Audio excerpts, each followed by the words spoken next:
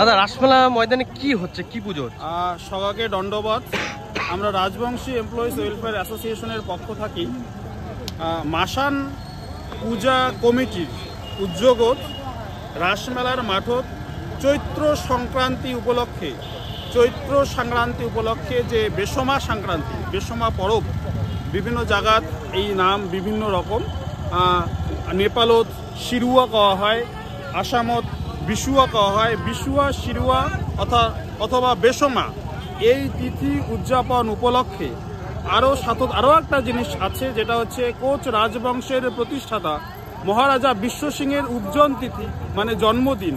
এই দুইটা বিষয় একই দিনে এই উপলক্ষে আমরা মাসান সংস্কৃতি, এই উত্তর পূর্ব ভারতের একটা বড় সংস্কৃতি, রাজবংশী জনজাতির একজন উপাস্য দেবতা এই মাসান বাবা বিভিন্ন সময় আমরা দেখি পাই বিভিন্ন মানুষের একজন উদ্ধারকর্তা হিসেবে, রক্ষাকর্তা হিসেবে যে ভূমিকা পালন করে।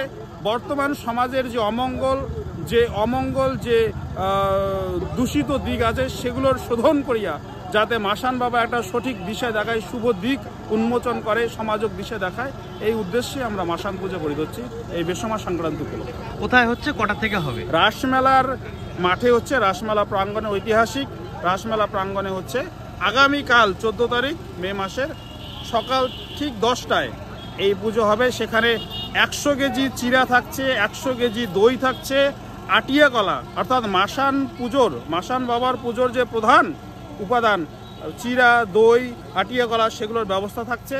এবং বাটকালাই বেশমা সংক্রান্তি উপলক্ষে যে প্রসাদ সেটাও থাকছে, 7 তিতার ব্যবস্থা থাকছে। ঠিক 10টায় আগামীকাল শুরু হবে। কি নাম, কি দায়িত্ব? আমার নাম রতন বর্মা, আমি রাজবংশী এমপ্লয়িজ ওয়েলফেয়ার অ্যাসোসিয়েশনের সেক্রেটারি। এবারই প্রথম হচ্ছে।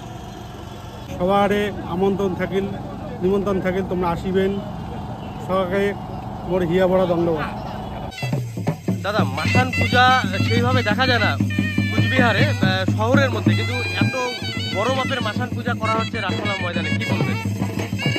লোকায়ত সংস্কৃতি বা রাজবংশী সংস্কৃতির একটা বড় আঙ্গিক মাসান পূজা।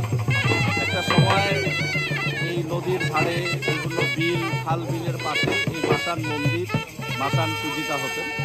আসলে মহাদেব শিবের একটা রূপ মাসান, এবং রাজবংশী সংস্কৃতির সঙ্গে অঙ্গাঙ্গি জড়িয়ে রয়েছে।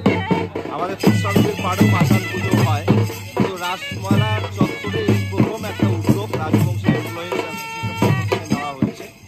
আসলে এই পুজোটার মূল কারণ হলো রাজবংশী সংস্কৃতিটাকে আরও বেশি করে মানুষের সামনে তুলে ধরার একটা প্রয়াস।